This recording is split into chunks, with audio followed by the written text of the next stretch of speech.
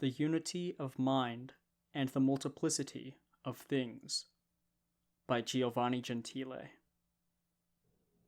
The subject in this constructive process, the subject which resolves the object into itself, at least insofar as the object is spiritual reality, is neither a being nor a state of being. Nothing but the constructive process is.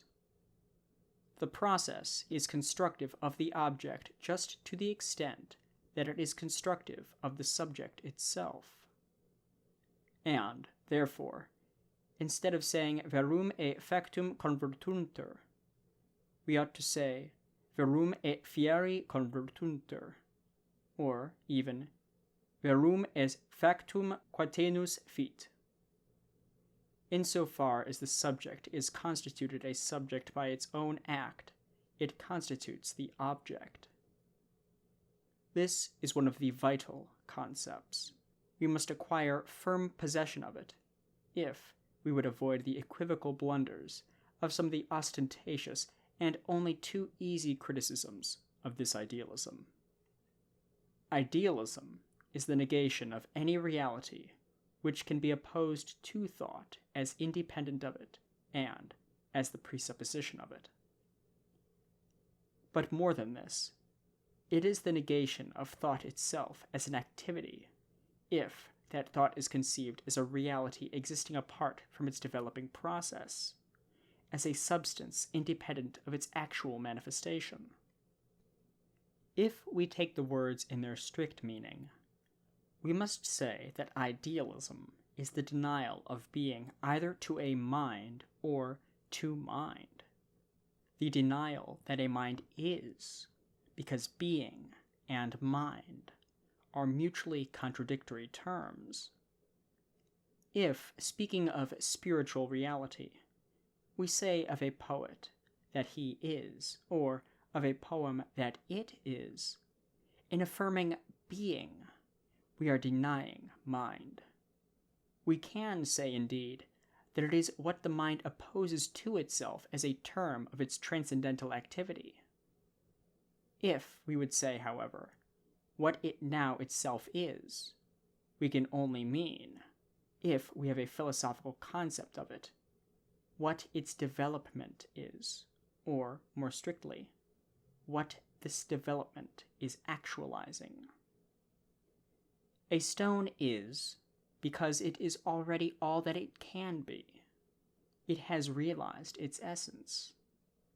A plant is, an animal is, insofar as all the determinations of the plant or animal are a necessary and preordained consequence of its nature. Their nature is what they can be, and what cannot be altered at will, cannot break out into new unforeseeable manifestations. All the manifestations by which their nature is expressed is already there existing implicitly. There are processes of reality which are logically exhaustible, although not yet actually realized in time. The existence of these is ideally actualized. The empirical manifestations of their being come to be conceived as closed within limits already prescribed as impassable boundaries. This restricted nature is a consequence which follows from the fact that everything is represented in its relation to mind as a reality confronting it, whose being, therefore, is presupposed in the fact that the mind knows it. The mind itself, on the contrary, in its actuality, is withdrawn from every pre-established law, and cannot be defined as a being restricted to a definite nature, in which the process of its life is exhausted and completed. So, to treat it is to lose sight of its distinctive character of spiritual reality. It is to confuse it and make it merely one of the objects to which instead it ought to be opposed. One of the objects to which, insofar as it is mind, it is in fact opposed. In the world of nature, all is by nature. In the world of mind, neither person nor thing is by nature. All is what it becomes through its own work. In the world of mind, nothing is already done. Nothing is because it is just finished and complete. All is always doing. Just as all which has been understood is nothing in regard to what we want to, and as yet are unable to understand, so likewise in the moral life, all the merits of the noblest deeds hitherto performed do not diminish by a hair's breadth the sum of duties there are to fulfill, and in the fulfillment of which the whole value of our conduct will lie, so long as we continue to have worth as spiritual beings. Mind, according to our theory, is act or process, not substance. It is very different, therefore, from the concept of mind in the old spiritualistic doctrine.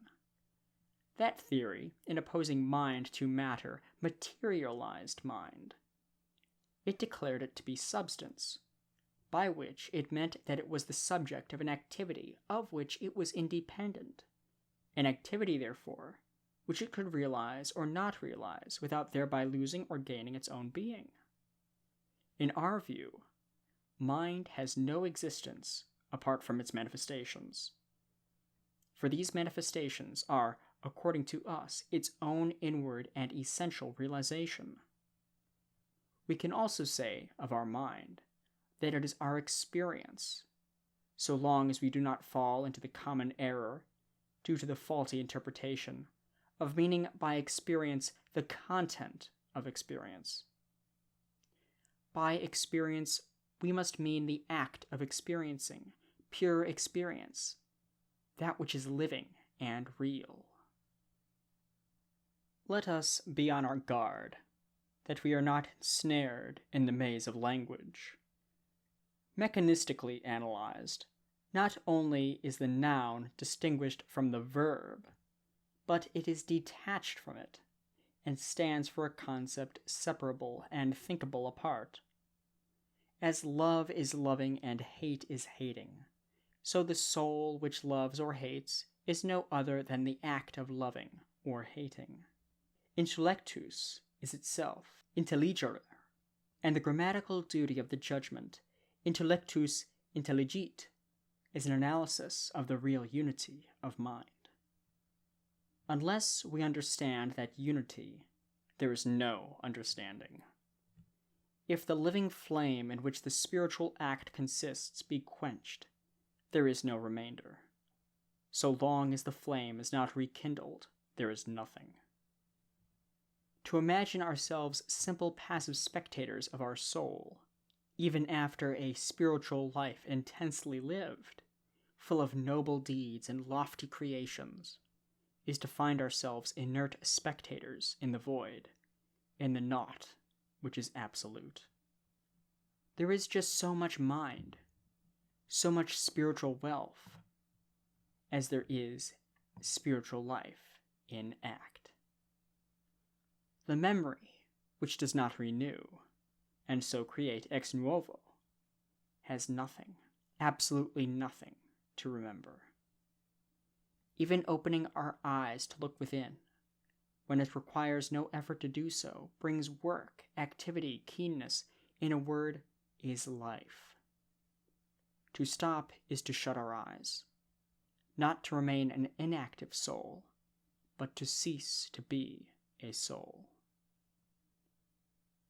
The soul, it is hardly necessary to point out, is not the object of psychology. Psychology claims to be the natural science of psychical phenomena, and, accordingly, adopts towards these phenomena the same attitude which every natural science adopts toward the class of objects it chooses for special study. The class of objects presented to the psychologist, like the classes of natural object presented to the naturalist, is taken just as what it purports to be. It is not necessary, therefore, that the psychologist, before he can analyze the soul, which is the object of his science, should have to relive it. he can be olympically serene in its presence. What he has singled out for observation may be a tumult of emotions, but he must preserve before it the same imperturbability which the mathematician preserves before his geometrical figures. It is his business to understand. He must be perfectly impassive even before a real passion. But is the passion, when the psychologist analyzes it, without being himself perturbed by it, a spiritual reality? It is certainly a phenomenon which to exist must be given a place in the world of objects we can know about, and this is the ground of the science of psychology. Its particular claim to be science we will examine later, but if we are now asked, can we think that this reality which confronts the mind and which the mind has to analyze, a reality, therefore, which is a presupposition of the mind whose object it is, spiritual reality? We must answer at once, no. If the object is a spiritual reality, and if our doctrine of knowledge of spiritual reality be true, the object must be resolved into the subject. And this means that whenever we make the activity of others the object of our own thought, it must become our own activity. Instead of this, the psychologist, in the analysis which he undertakes from an empirical or naturalistic standpoint, presupposes his object as other than and different from the activity which analyzes it. Understanding his object means that the object is not the activity of the subject for which it is object. The anthropologist, who specializes on criminal anthropology, does not even for one single moment feel the need to be delinquent and so resolve the object into the subject. Just so, precisely because the reality he studies is psychology, in the naturalistic meaning, it is not spiritual reality. This means that whatever appearance of spirituality it may have, the reality in its fullness, in what it truly is, escapes the analysis of the psychologist. And every time we consider any aspect whatever of spiritual reality simply from the empirical standpoint, the standpoint of empirical psychologists, we may be sure from the start that we only see the surface of the spiritual fact. We are looking at some of its extrinsic characters. We are not entering into the spiritual fact as such. We are not reaching its inmost essence. To find spiritual reality, we must seek it. This means that it never confronts us as external. If we would find it, we must work to find it. And if to find it, we must needs seek it, and finding it just means seeking it, we shall never have found it, and we shall always have found it. If we would know what we are, we must think and reflect on what we are. Finding lasts just as long as the construction of the object which is found lasts. So long as it is sought, it is found. When seeking is over, and we say we have found nothing, for what we were seeking no longer is. Nolite judicare, says the Gospel. Why? Because when you judge a man, you no longer regard him as man, as mind. You take a standpoint from which he is seen as so much material, as belonging to the natural world. He has ceased to be the mind which subsists in doing, which can only be understood when seen in act, not in the act accomplished, but in the act in process. We may say of spiritual reality what the great Christian writers have said of God. Whoever seeks him shall find him. But to find spiritual reality, one must be willing to put his whole being into the search, as though he would satisfy the deepest need of his own life. The God you can find is the God whom, in seeking, you make to be. Therefore, Faith is a virtue and supposes love. In this lies the folly of the atheist's demand that the existence of God should be proved to him without his being relieved of his atheism. Equally fatuous is the materialist's denial of spiritual reality. He would have the philosopher show him spirit in nature. Nature, which by its very definition is the absence of mind. Wonderful are the words of the psalmist. Dixit incipiens in corde suo non est Deus. Only in his foolish heart could he have said it. To have grasped the truth that mind is a reality which is in self-realization, and that it realizes itself as self-consciousness, is not enough in itself to free us from the illusion of naturalism. For spiritual reality seems itself to be in continual rebellion against such definition, arresting and fixing itself as a reality, an object of thought. All the attributes we employ to distinguish mind tend, however we strive against it, to give it substance.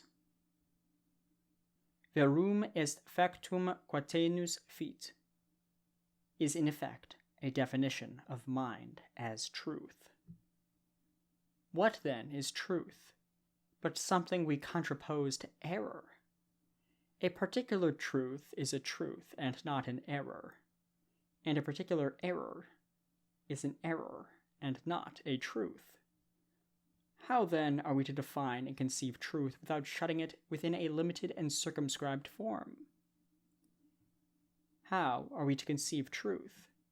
Not truth as the sum of all its determinations, object of a quantitatively omniscient mind, but some definite truth, such as the theory of the equality of the internal angles of a triangle to two right angles, any truth insofar as it is an object or fixed in a concrete spiritual act. How are we to conceive such a truth, except by means of a fixed and self-contained concept, whose formative process is exhausted, which is therefore unreformable and incapable of development? And how can we think our whole spiritual life otherwise than as the continual positing of definite and fixed moments of our mind?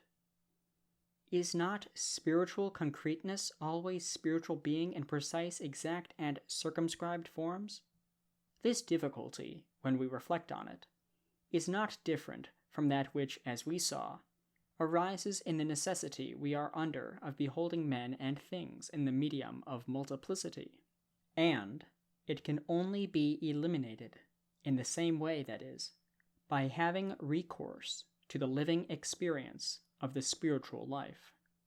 For neither the multiplicity nor the fixedness of spiritual reality is excluded from the concept of the progressive unity of mind in its development. But, as the multiplicity is subordinated and unified in the unity, so the determinateness is subordinated in the concreteness of the system of all the determinations, which is the actual life of mind. For determinateness is essentially and fundamentally multiplicity. It is the particularity of the determinations by which each is what it is, and reciprocally excludes the others.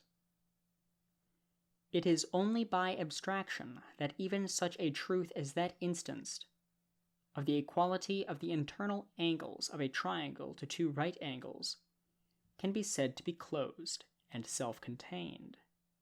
In reality, it is articulated into the process of geometry in all the minds in which this geometry is actualized in the world. This shows us why the concept of mind as process is a difficult concept. Against it, all the fixed abstractions of common sense and of science, which by its very nature always moves in the abstract, are continually working, incessantly crowding our intellect, drawing it hither and thither, not suffering it without bitter exertion to keep its hold on the immediate intuition of the spiritual life. By that intuition alone it attains, in its vivid moments, its norm and inspiration towards science and virtue, which, the more they fill the soul, the more strongly vibrate the tense chords of our internal forces. The unity of mind which lives in such intuition has been more or less clearly pointed out by all philosophers, but no one yet perhaps has brought out with definite clearness its distinctive mark: unmultipliable and infinite unity. The unity of mind is unmultipliable because, although psychology may compel us to analyze and reconstruct spiritual reality, it is impossible ever to think that mind is decomposable into parts, each conceivable by itself as a self-contained unity, irrespective of the rest. Empirical psychology, while it distinguishes the various concurrent psychical facts in a complex state of consciousness, and declares different elements to be ultimate terms in its analysis, yet goes on to point out that all the elements are fused in one whole, and that all the facts have a common center of reference, and that it is precisely in virtue of this that they assume their specific and essential psychological character. Even the old speculative psychologies, as empirical as the modern in their starting point, when they distinguish abstractly the various faculties of the soul, always reaffirm the indivisible unity, or the simplicity, as they call it, of the mind as the common basis and unique substance of the various faculties. The life, the reality, the concreteness of the spiritual activity is in the unity, and there is no multiplicity except by neglecting the life and fixing the dead abstractions which are the result of analysis. Modern empiricism, with its natural bias towards multiplicity, compelled to acknowledge that in any given experience, consciousness is a unique center of reference for all the psychical phenomena, and that therefore there is no multiplicity within the ambit of one consciousness, supposes that in the phenomenon of multiple personality studied in abnormal psychology, multiplicity is introduced in consciousness itself. For though within the ambit of consciousness there is no multiplicity, yet when expelled from the ambit, two or more consciousness may exist in one and the same empirical subject. But this empirical observation itself serves only to confirm our doctrine of the non-multiplicity of mind, because the duplication consists in the absolute reciprocal exclusion of the two consciousnesses, each of which is a consciousness only on condition of its not being a partial consciousness, nor part of a deeper total consciousness, but that it is itself total and therefore itself unique, not one of two. The unity of mind is infinite, for the reality of the mind cannot be limited by other realities and still keep its own reality. Its unity implies its infinity. The mind is not a multiplicity, nor is the whole, of which it is a part, multiple, the part being a unity. For, if the mind belonged to a multiple whole, it would be itself intrinsically multiple. The negation of intrinsic multiplicity is therefore enough to make clear the absurdity of the concept that the mind is part of a multiplicity. Atomists and monadists alike, however, have thought it possible to conceive the composite, and also, at the same time, to conceive the simple as a constitutive element of the composite. We need not in this place discuss the strength of this thesis. We may, for our present purpose, even admit that it is all the value which common sense attributes to it, for, independently of every consequence of the concept of the unmultipliable, or intrinsic unity of consciousness, there is a much more effective way of showing its infinity. When we present the concept of our consciousness to ourselves, we can only conceive it as a sphere whose radius is infinite. Because, whatever effort we make to think or imagine other things or other consciousnesses outside our own consciousness, these things or consciousnesses remain within it, precisely because they are posited by us, even though posited as external to us. The without is always within. It denotes, that is to say, a relation between two terms which, though external to one another, are both entirely internal to consciousness. There is for us nothing which is not something we perceive, and this means that however we define it, whether as external or internal, it is admitted within our sphere. It is an object for which we are the subject. Useless is the appeal to the ignorance in which, as we know by experience, we once were, and others may now be, of the realities within our subjective sphere. Insofar as we are actually ignorant of them, they are not posited by consciousness, and therefore do not come within its sphere. It is clear that our very ignorance is not a fact, unless at the same time it is a cognition. That is to say, we are ignorant only insofar either as we ourselves perceive that we do not know, or as we perceive that others perceive what we do not.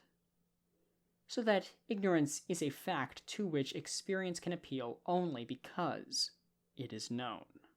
And in knowing ignorance, we know also the object of ignorance as being external to the ambit of a given knowing. But external or internal, it is always in relation to, and so within, some consciousness. There exists no means of transcending this consciousness.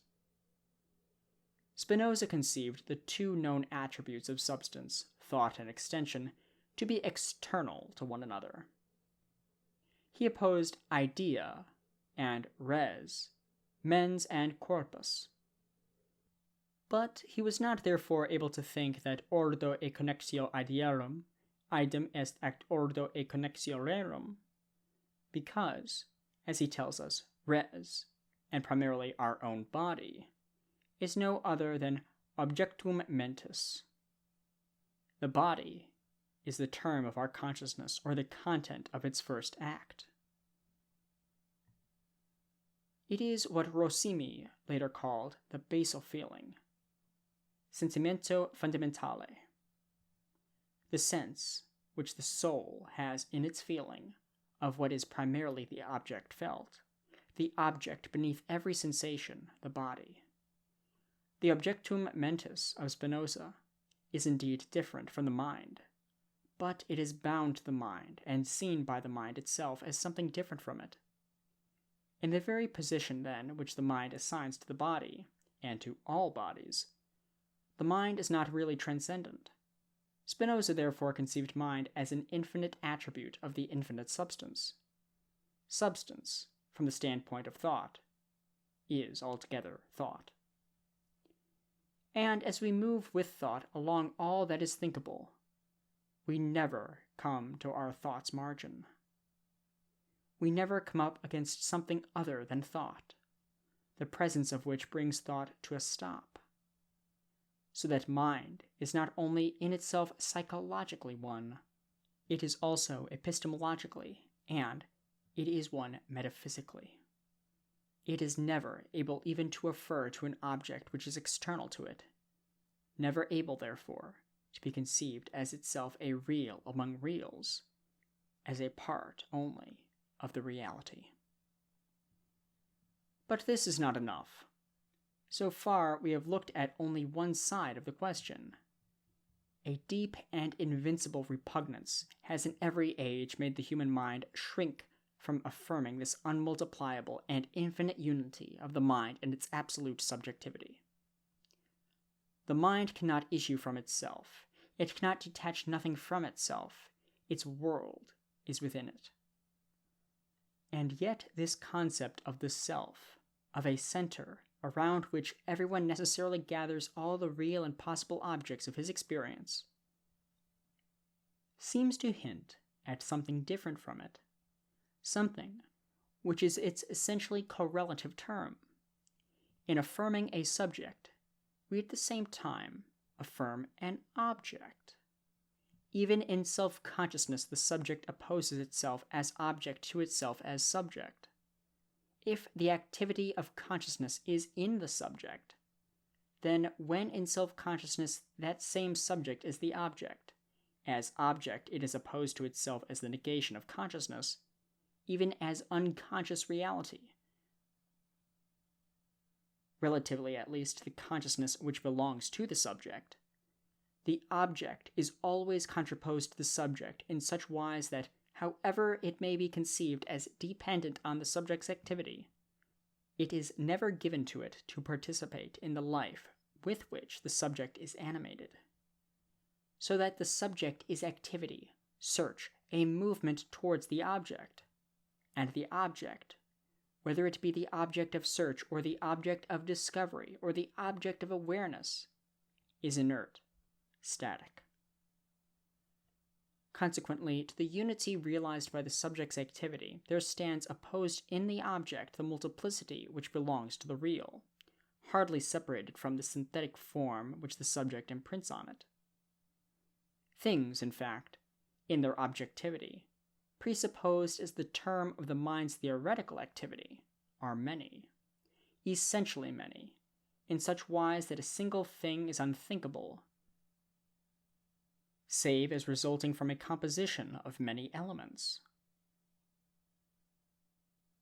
A unique and infinite thing would not be knowable, because to know is to distinguish one thing from another. Omnis determinatio e negatio. Our whole experience moves between the unity of its center, which is mind, and the infinite multiplicity of the points constituting the sphere of its objects.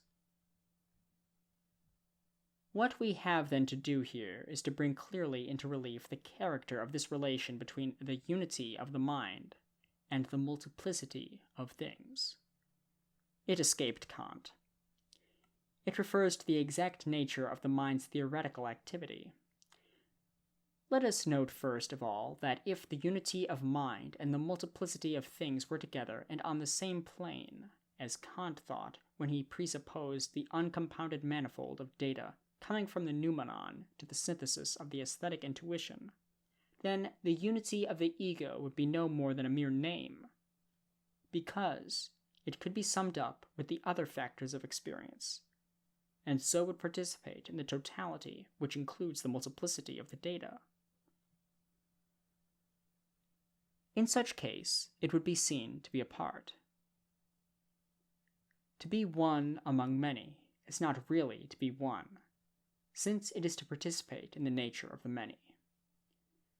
But the multiplicity of things does not stand in the same rank with the unity of the ego. For multiplicity belongs to things insofar as they are objects of the ego, or rather, insofar as all together are gathered into the unity of consciousness. Things are many insofar as they are together, and therefore within the unity of the synthesis. Break up the synthesis, and each is only itself without any kind of reference to the others, and therefore consciousness cannot have one of them as object without being enclosed within it, and imposing on itself the absolute impossibility of passing to another. Which comes to saying that the thing no longer is one thing among many, but unique. Insofar, therefore, as there is multiplicity, there is a synthesis of multiplicity and unity. The multiplicity of things, in order to be the multiplicity which belongs to the object of consciousness, implies the resolution of this very multiplicity, and this is its unification in the center on which all the infinite radii of the sphere converge. The multiplicity is not indeed added to unity. It is absorbed in it. It is not n plus 1, but n equals 1. The subject of experience cannot be one among the objects of experience because the objects of experience are the subject. And when we feel the difference, and only the difference, between ourselves and things, when we feel the affinity of things among themselves, and seem ourselves to be shut up as it were within a very tiny part of the whole, to be as a grain of sand on the shore of an immense ocean, we are regarding our empirical selves, not the transcendental self, which alone is the true subject of our experience, and therefore the only true self. We have not, however, eliminated every difficulty. The mind is not only bound to the multiplicity of the object or of the things. There is the multiplicity of persons. There is, it will be said, not only a theoretical activity by which we are in relation with things, there is also a practical activity by which we are in relation with persons, and thereby constrained to issue from our unity and to realize and admit a reality transcending our own. It is of the greatest importance to bring this difficulty clearly to light, for it has immediate consequences in regard to the moral conception of life. Let us note, then, that the mind is never properly the pure theoretical activity which we imagine to stand in opposition to the practical activity. There is no theory, no contemplation of reality, which is not at the same time action, and therefore a creation of reality. Indeed, there is no cognitive act which has not a value, or rather, which is not judged, precisely in its character of cognitive act, according to whether it conforms with its own law, in order that it may be recognized or not recognized as what it ought to be. Ordinarily, we think that we are responsible for what we do and not for what we think. We suppose we could not think otherwise than as we think, and, though indeed we may be masters of our conduct, we are not masters of our ideas.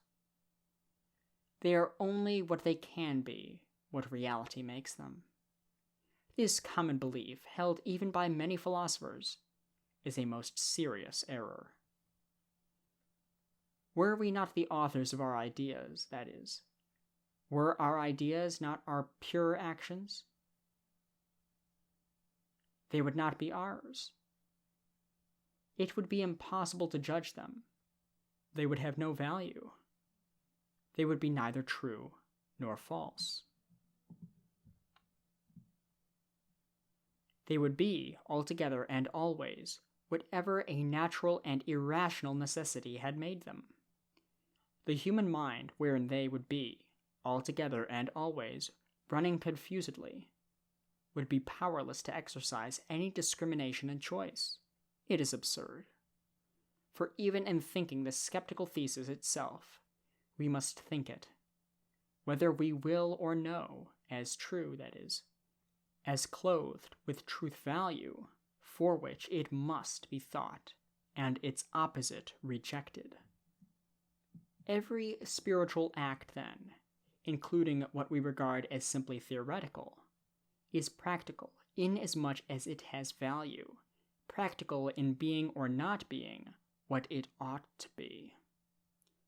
It is therefore our act, and it is free. Every act is spiritual, moreover, insofar as it is governed by a law, by which an account is required from men not only of what they do, but of what they say, or of what they would say if they expressed what they think. This law which governs the spiritual act has nothing in common with the laws characterizing natural facts. Natural laws are no other than the facts themselves, whereas a law of the mind is, so to say, an ideal, or rather, an ideal which the mind presents to itself in distinction from the fact of its own working. We are accustomed to think that the mind is one thing, the laws which govern it another. Mind is freedom, but also, and just on that account, it is law, which it distinguishes from itself as an activity higher than its own. Yet again, the law of the mind is rational, and, in that alone, it is distinguished from the law of nature. The law of nature is what is, not something we are seeking behind what is. It is vain to seek the why of what is. If we ask why of an earthquake, or of any other physical evil, we ask it not of nature, but of God, who can make nature intelligible as the work of mind or act of will. The spiritual law, on the contrary, in all its determinations, has a definite why, and speaks its own language to our soul. The poet, correcting his poem, obeys a law which speaks the language of his own genius. To the philosopher, nothing is more familiar, more intimate than the voice which admonishes him continually, preventing him from uttering absurdities in regard to what he discovers. Every law which others, our teachers, our governors, impose on our conduct is only imposed truly and effectively when it is rendered transparent in its motives, and, in its intrinsic rationality, perfectly fitted to our concrete spiritual nature. In conclusion, if the mind be free, insofar as it is limited by laws, it can only mean that these laws are not a different reality from that which it is realizing, but the reality itself. The mind cannot be conceived in freedom, with its own value, except by seeing it from the point of view of other minds. Just as the I, as subject of pure abstract knowledge, has need of the not I, freedom has need of another I. And so we have man thinking of God as the author of the laws imposed on him and on all other particular men. So too we have man girding himself with duties and positing around him as many minds, as many persons as subjects are required for the rights which his duties recognize. And when we look within our own consciousness and consider the value of what we are doing and of what we are saying to ourselves, it is as though innumerable eyes were looking in upon us to judge us. The very necessity of the multiplicity of things, as we have already made clear, forces us to conceive manifold duties, many subjects with rights, many persons. Such a concept could never arise in a purely theoretical experience, for a pure theoretical experience could not be made to think of another world than that of things. But we are not a pure theoretical experience, and therefore our world is peopled with minds, with persons. How, then, are we to maintain the infinite unity of mind in the face of this necessity of transcending it by a multiplicity of persons?